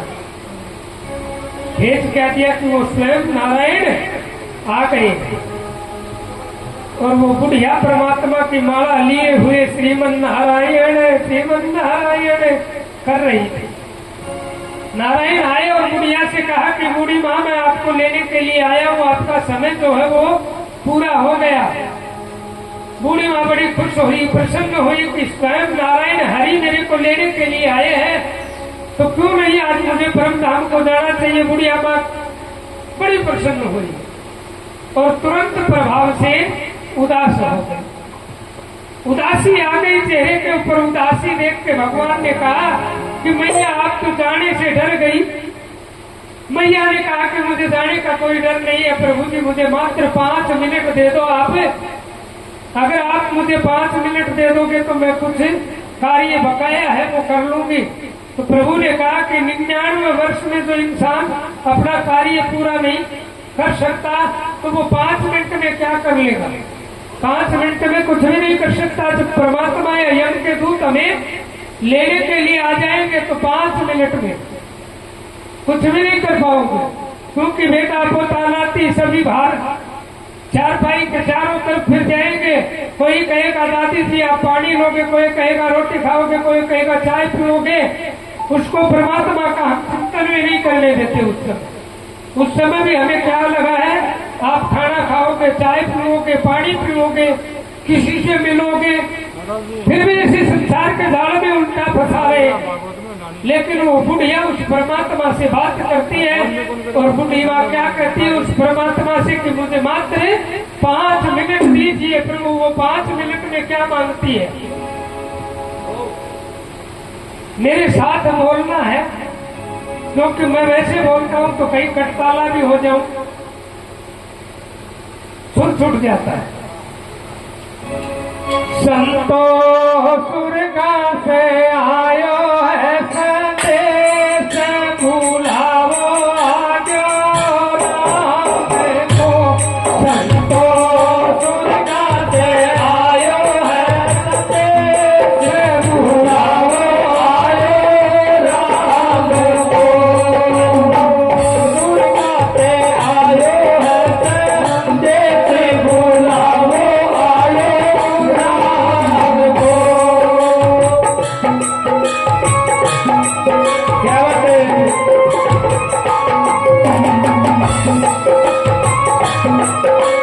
जय हो।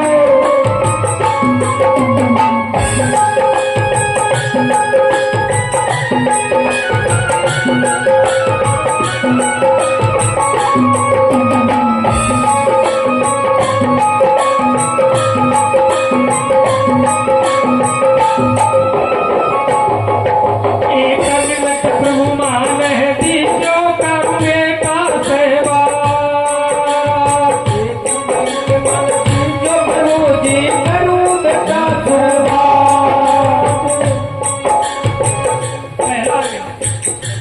पहला मिनट किसके लिए मांगा बूढ़ी माँ ने, बेटों के। 2 बेटे उस बुढ़िया के, दोनों बेटों को बुला लिया। बुला करके बेटों से समझाती है बूढ़ी माँ की बेटा ये परमात्मा नारायण जो है ये मेरे को लेने के लिए आया, मैं उसके धाम को जा रही हूँ। अब बड़े बेटे ने कहा कि अभी तक तो माता जी ठीक थी, डॉक्टर को बुला लो, वैद्य को बुला लो, हो सकता है भगवान का भजन करते करते माता का दिमाग खिसक गया। अब बूढ़ी को तो भगवान देख रहा है, बूढ़ी कहती है कि मेरा दिमाग सही है, भगवान आपको दिखाई नहीं दे रहा है, मेरे को लेने के लिए आया है। आप मेरा एक कहना जो है वो पुगा देना, मुझे ज्यादा नहीं, एक कहन है वो पुगा देना, ताकि मेरी आत्मा उस परम धाम में बैठे बैठे भी प्रसन्न रहे। घर में पितरों का दोष किस लिए आता है मैं बताऊं, जिस भाई भाई में झगड़ा होगा उस घर के अंदर पितर दोष आ जाएगा, क्योंकि उनके पूर्वज जो है उनकी आत्मा पे बड़ा आघात होता है। और वो बूढ़ी माँ उन दोनों बेटों से कहती है अलवारी में पैसा रखिया आपस में लीजो माँ के बुलावो आयो राम को। अलवारी में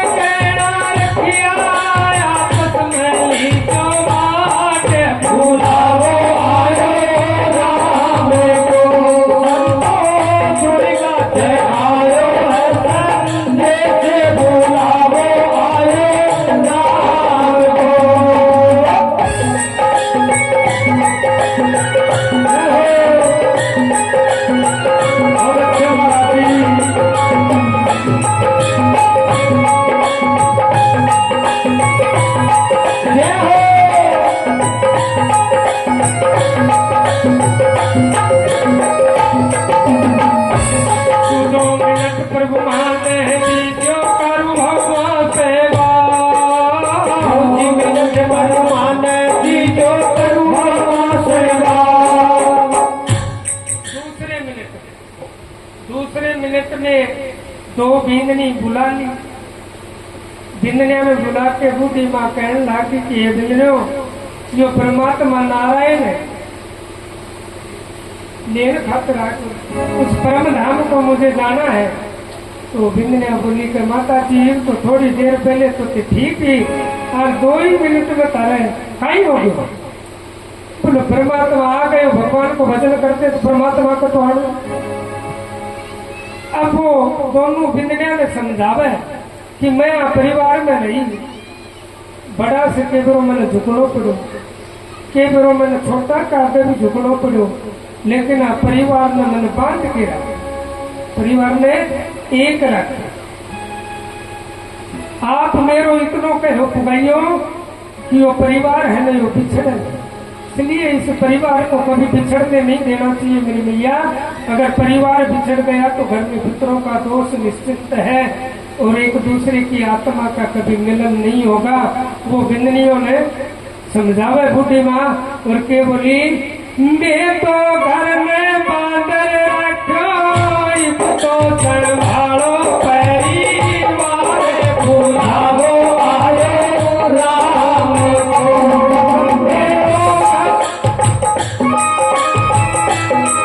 बुलावो आए राम को, दुर्गा दे आयो है संदेश, बुलावो आए राम को।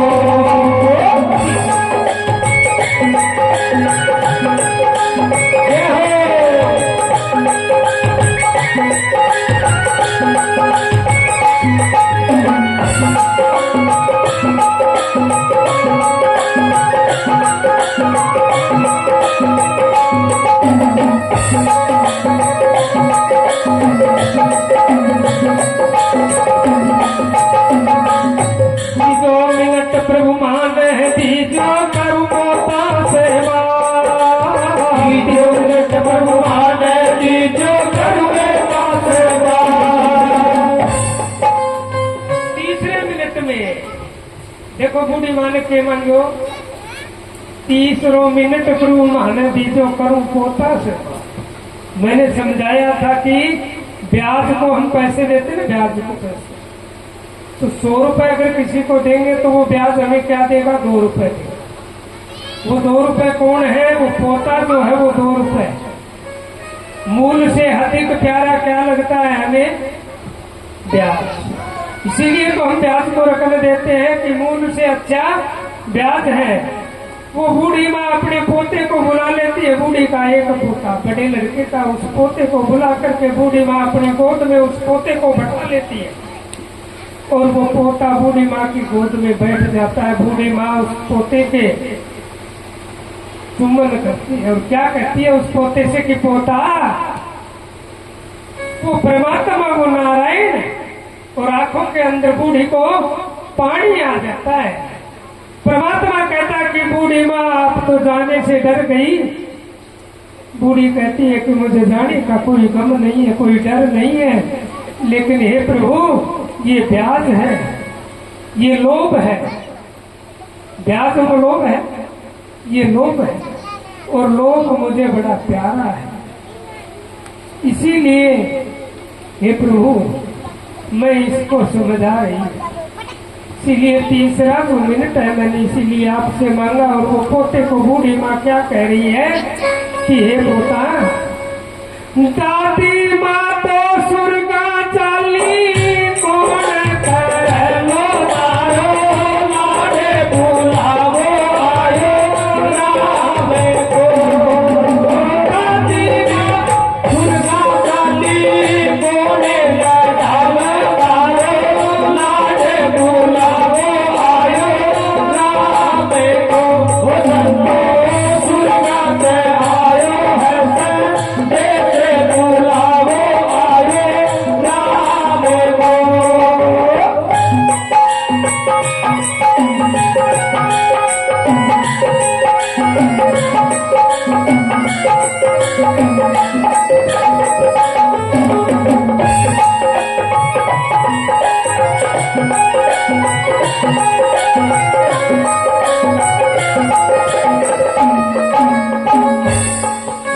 मिनट प्रभु माने दीजो करूँ बेटी सेवा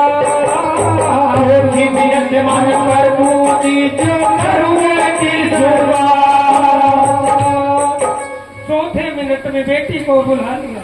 ससुराल गई हुई थी बेटी, संदेशा दिया और चौथे मिनट के लिए बेटी को बुलाया और बेटी को बुला करके वो माँ समझाती है कि ये बेटी, ये परमात्मा नारायण मुझे लेने के लिए आया, मैं परम धाम को जाऊंगी।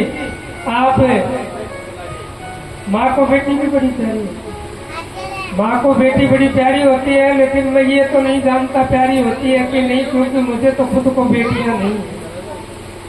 लेकिन मैं देखी हुई बताऊंगा आपको कि मेरी नानी मेरी माँ को अलग से छुपा के यूं कहती थी कि ले बेटी किसी को बताइयो मत, ये 10 रुपए। मेरी एक इच्छा है, मेरी बेटी वो मेरे साथ जाएगी। वो माँ उस बेटी को कहती है कि बेटी कहती है कि माँ वो कौन सी इच्छा है।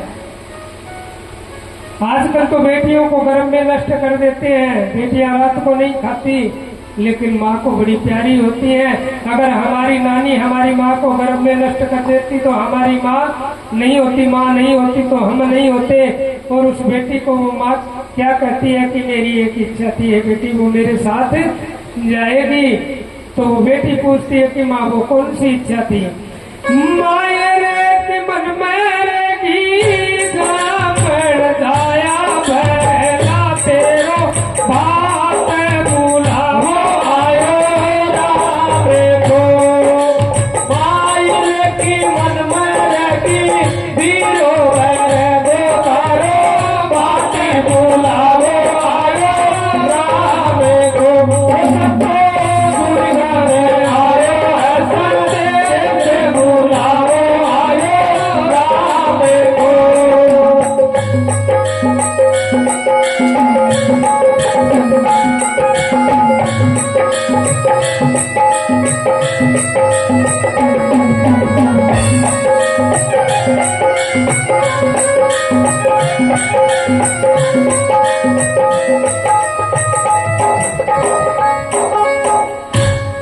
पांचों मिनट प्रभु मान है दीजो करूँ पति सेवा।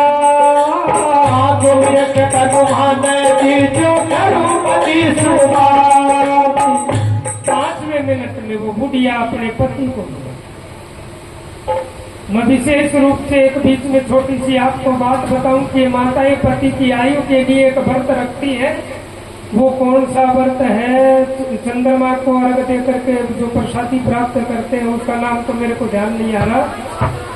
करवा चौथ, करवा चौथ का व्रत करती है वो पति की लंबी आयु के लिए। लेकिन मैं आपको समझा दूं कि उससे पति की आयु कभी लंबी नहीं होती।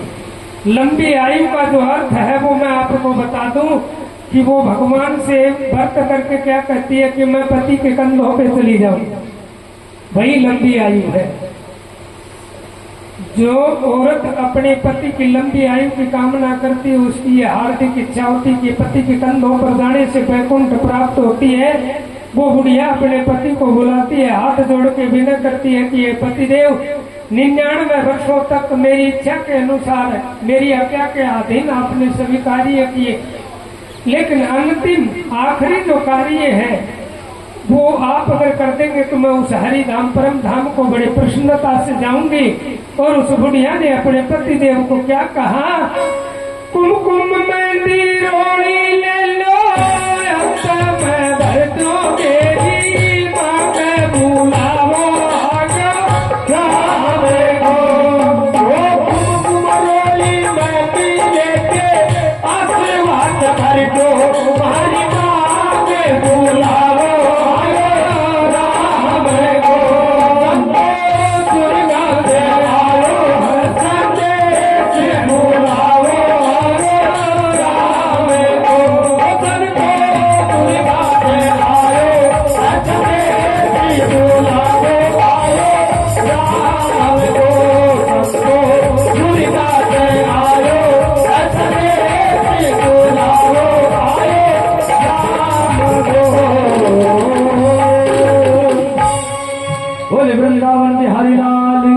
जय हो। राजा बलि के 101 के ऊपर भगवान 52 का रूप धारण। कौन से रूप में? 52 उंगल का रूप। 52 उंगल को अपनी उंगल होती है ना, तो कितना बड़ा शरीर होता है सभी को पता है।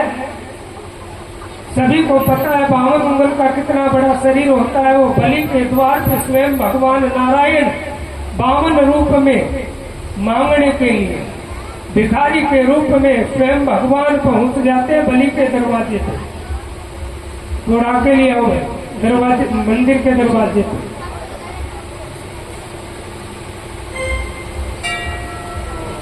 बलि के दरवाजे पे 52 भगवान मांगने के लिए पहुंच जाते हैं।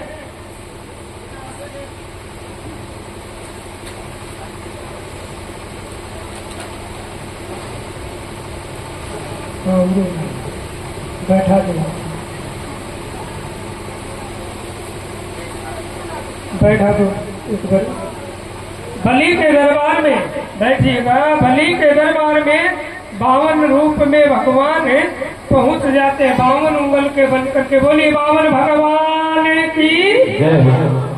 अब राजा बलि के सामने 52 भगवान जाकर के याचना करता है कि हे राजा बलि। बलि ने देखा कि ये तो ब्राह्मण के रूप में छोटा सा एक ब्राह्मण बालक है, ब्राह्मण का बालक है छोटा सा। बलि प्रसन्न हुआ और ब्राह्मण का आदर करने के लिए जल लेकर के चरणों को धोया, भगवान के हाथों पे जल दिया, आचमन करवाया परमात्मा को और कहा कि विप्रदेव मैंने 99 यज्ञ कर लिए, 100वां यज्ञ मेरा चल रहा है, मांगिए आप क्या मांगना चाहते। भगवान ने कहा कि हे बलि मैं कोई ऐसा वैसा ब्राह्मण नहीं हूँ कि तेरे द्वार पे आया, आलख जगा दिया आपने, 1 मुट्ठी 2 मुट्ठी अन्न या द्वारात इत्यादि डाल दिए और मैं चला गया। मैं तो वचनों से लेता हूँ जो लेता हूँ।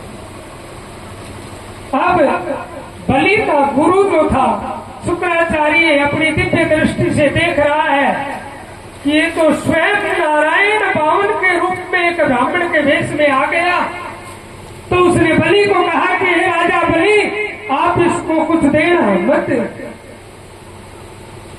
बलि ने कहा कि अगर मेरे द्वार पे स्वयं नारायण अगर मांगने के लिए आए हैं तो मैं मना नहीं करूंगा, क्योंकि भगवान तो किसी का भिखारी नहीं बन सकता, लेकिन मेरे द्वार का भिखारी बन के आया तो मैं उस परमात्मा को नहीं रोकूंगा, भले ही ये कुछ भी मांग ले।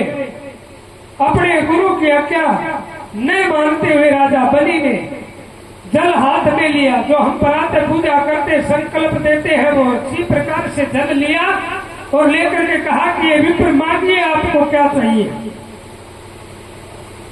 52 भगवान ने कहा कि अगर राजा बलि आप देना चाहते हो तो मुझे मात्र 3 पिंड पृथ्वी के दे और वो भी मैं स्वयं अपने चरणों से नापूं।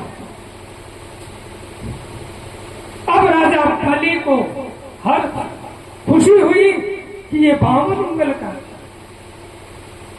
और वचनों में बोला मांग दिया। क्या मांगा? 3 पिंड पृथ्वी। बलि ने कहा कि मुझे मंजूर है, चाहे मेरे सिंहासन के ऊपर आप अपनी 3 कदम रख ले, मैं उतनी दूरी में नहीं बैठूंगा।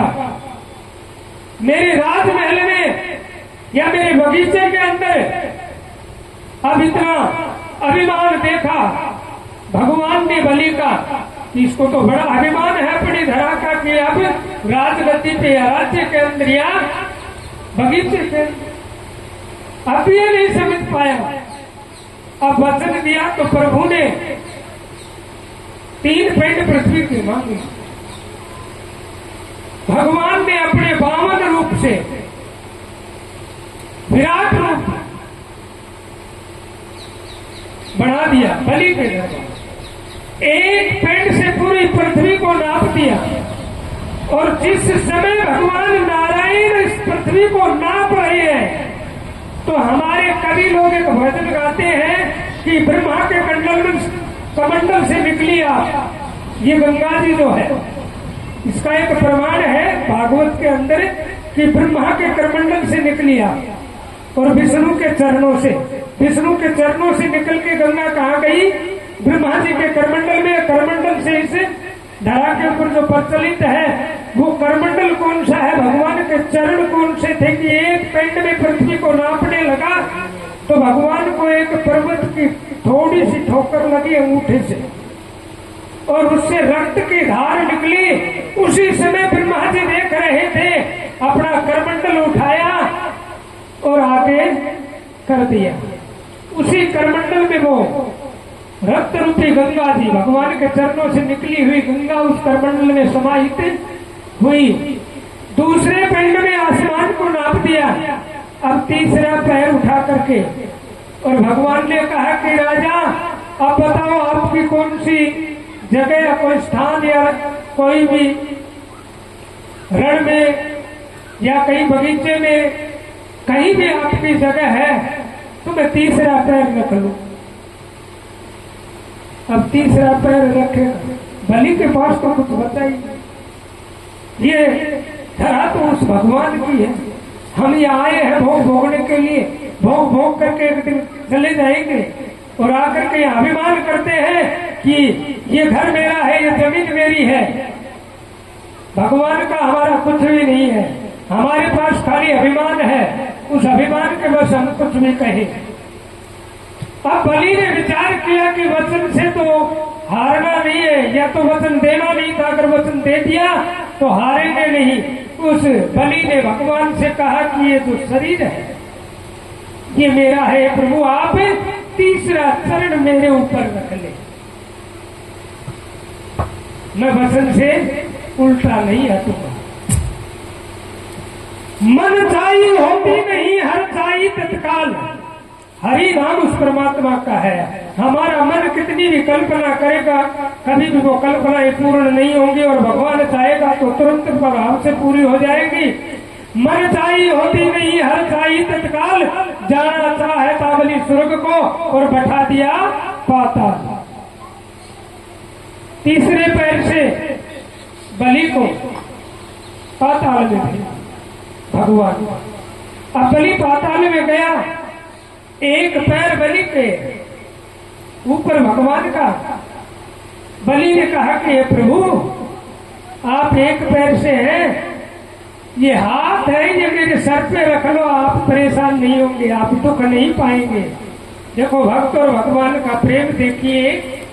भगवान के हाथ सर पे रखवाने के लिए बलि ने भगवान से कहा कि आप एक पैर पे खड़े हैं, दूसरा पैर मेरे शरीर पे है, ये हाथ जो है ये मेरे सर पे रख लो।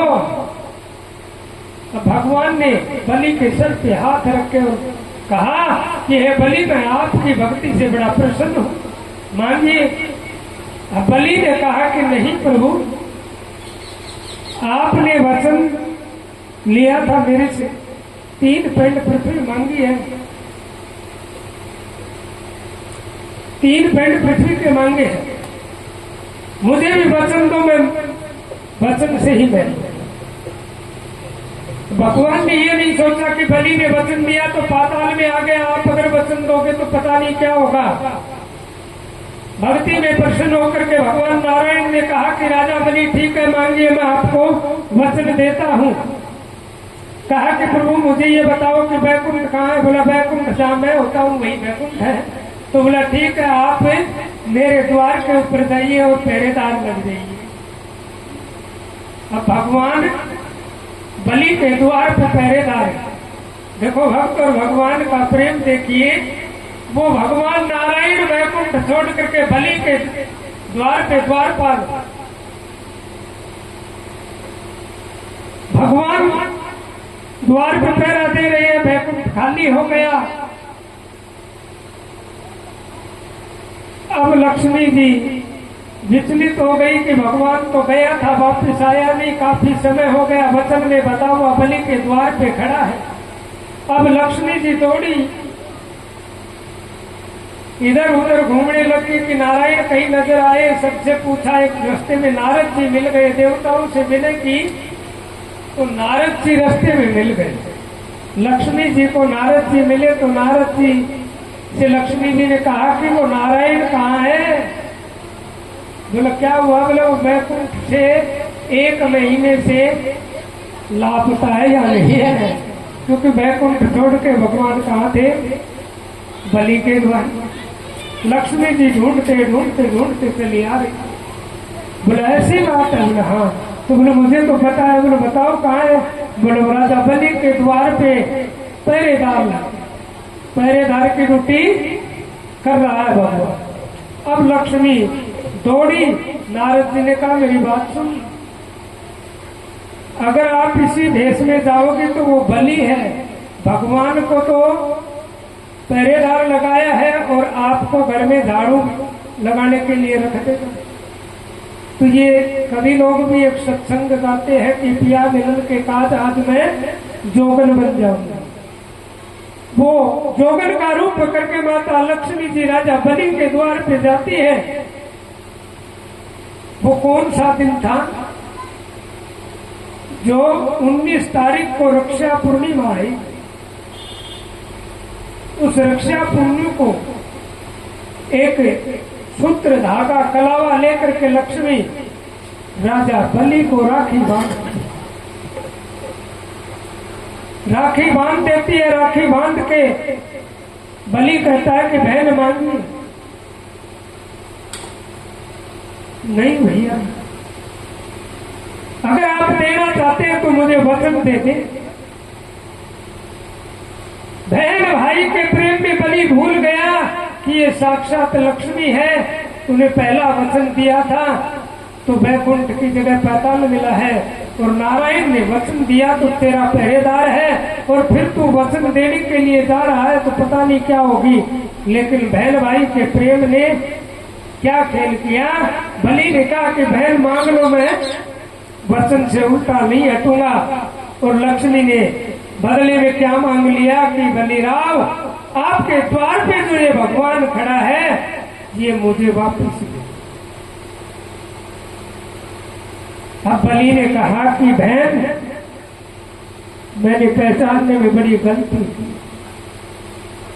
पहले तो इस परमात्मा ने मुझे ब्राह्मण के रूप में ठग लिया, और अब आपने भी, मैं वचन आपको मना नहीं करूं, मैंने वचन दिया। देखो समझौता सब जगह हो जाता अगर हम करना चाहिए। समझौता सब जगह होता है। माता लक्ष्मी और बलि का समझौता भी हुआ। माता लक्ष्मी ने क्या कहा? बलि ठीक है, अगर आप समझौता करते हो तो आप अपना सुझाव बताइए। बलि ने कहा कि आषाढ़ शुद्धि 11 एकादशी जो बोलते हैं, आषाढ़ शुद्धि एकादशी भगवान ये बैकुंठ छोड़ करके मेरे द्वार पे आए। कार्तिक शुक्ला एकादशी ये बैकुंठ को चला जाएगा। 1 वर्ष में कितने महीने होते हैं? 12। 8 आपका और 4 मेरा। लक्ष्मी जी ने कहा कि ठीक है, फिर आप मेरी बहन है इसलिए आपका डबल 4 दूनी 8, पीछे बच गए 4। 4 महीने तक भगवान नारायण कहा जाता है, जिसको हम देव सही नहीं कहते कि देव सो जाएंगे। देव कभी नहीं सोते। भगवान नारायण बैकुंठ छोड़ करके बलि के द्वार पर 4 महीने के लिए पहरेदारी करने के लिए जाते हैं। आज उसी भगवान की हम अपने हाथों से पूजा करेंगे और कीर्तन भी करेंगे, ताली बजा करके, नाच करके। किसी को नाचने की इच्छा हो तो नाच करके। ये बावन रूप में ये किसी का पुत्र था, लेकिन अब यहाँ है तो इसको 52 रूप भगवान में ही देखें और सभी इनको तिलक करें, पूजा करें और भगवान का कीर्तन करते रहे।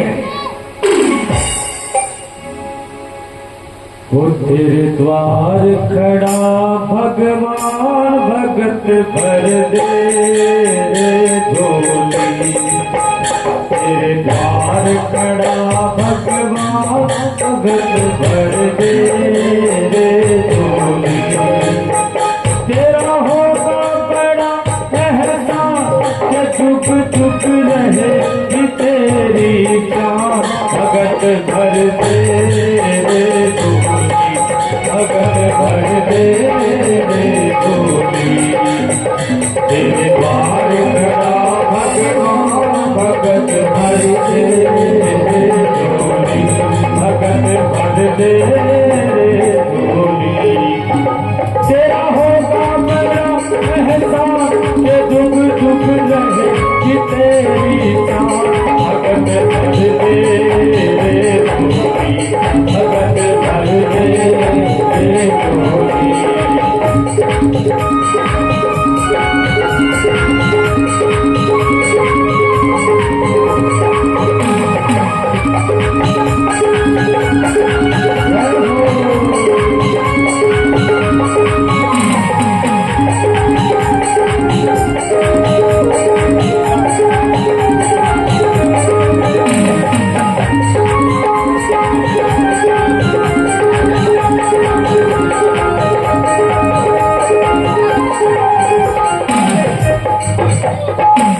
डोल उठी है धरती देख रे, डोल उठा गगन सारा, डोल उठी सारी धरती देख रे, डोल उठा गगन सारा। वो भीख मांगने आया तेरे जगत का पालन हारा रे, जगत का पालन हारा।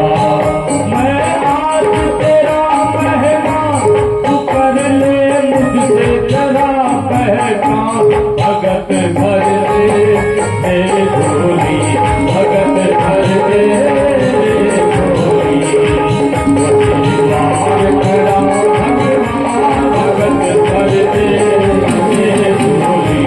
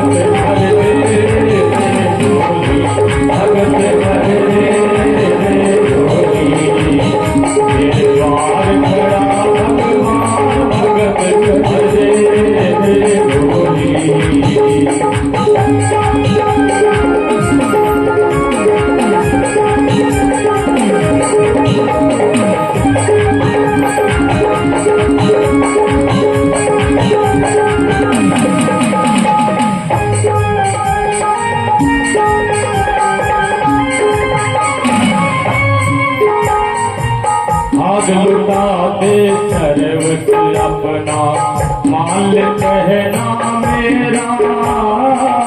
आग लुटा दे सर्वत अपना, माल कहना मेरा। ओ मिट जाएगा कल में तेरा जन्म जन्म का फेरा रे, ओ जन्म जन्म का फेरा।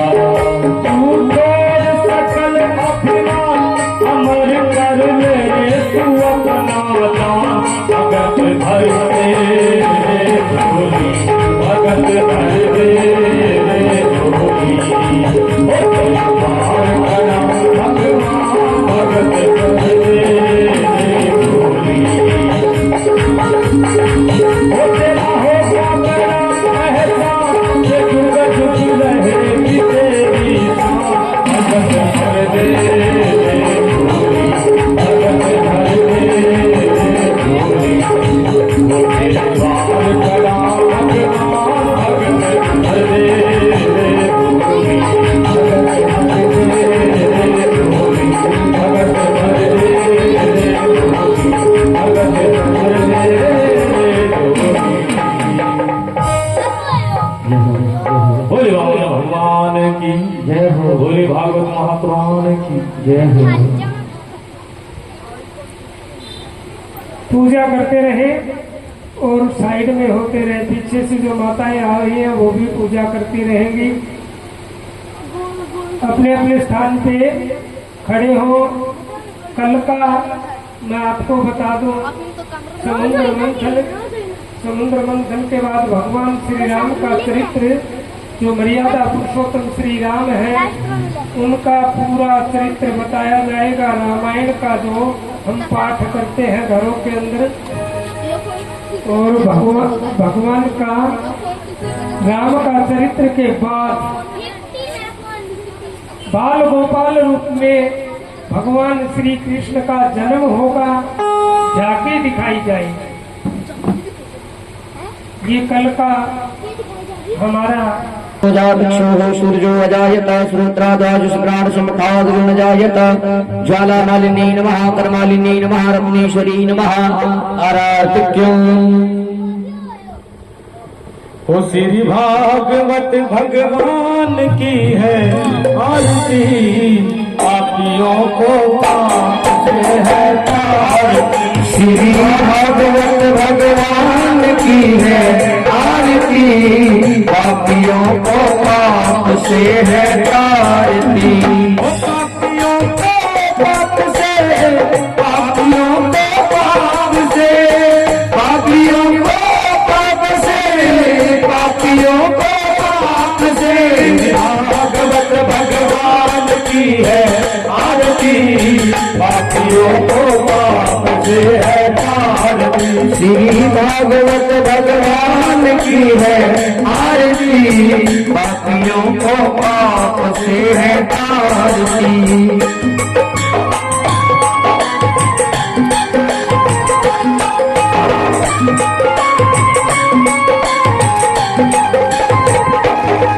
ये अमर ग्रंथ, ये मुक्ति पंथ, ये पंचम वेद निराला, नव जोत जगाने वाला, वो नव जोत जगाने वाला। ये अमर ग्रंथ, ये मुक्ति पंथ, ये पंचम वेद निराला, नव जोत जगाने वाला, वो नव हरि ज्योति जगाने। हरि नाम यही, हरि धाम यही, हरि नाम यही, हरि नाम यही, हरि नाम यही, हरि धाम यही, हरि नाम यही, हरि नाम यही। जग के मंगल की आरती, पापियों को पाप से है तारती। श्री भागवत भगवान की है आरती, पापियों को पाप से है तारती।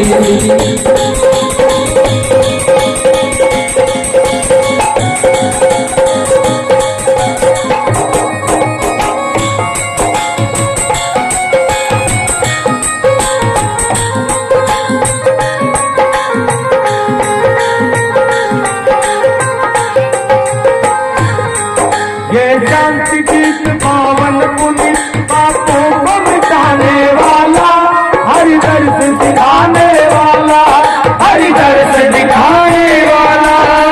शांति गीत पावन पुनीत, पापों को मिटाने वाला, हरि दर्श दिखाने वाला, हरि दर्श कराने वाला।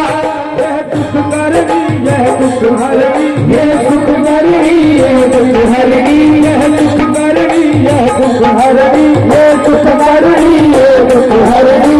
मधुसूदन की आरती, पापियों को पाप से है तारती। श्री भागवत भगवान की है आरती, पापियों को पाप से है तारती। भगवान की है आरती, पापियों को पाप से है तारती।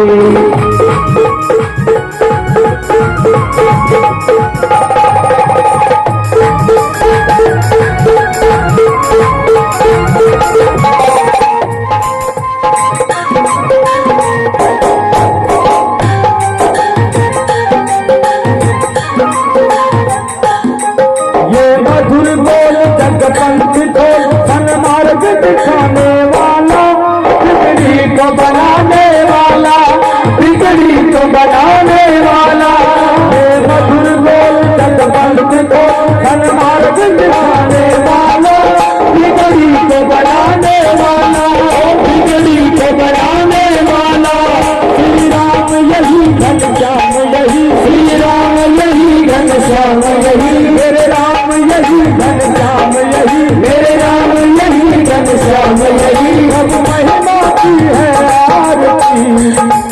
साथियों को पाप से है आरती, भागवत भगवान की है आरती, साथियों को पाप से है आरती, भागवत भगवान की है आरती, साथियों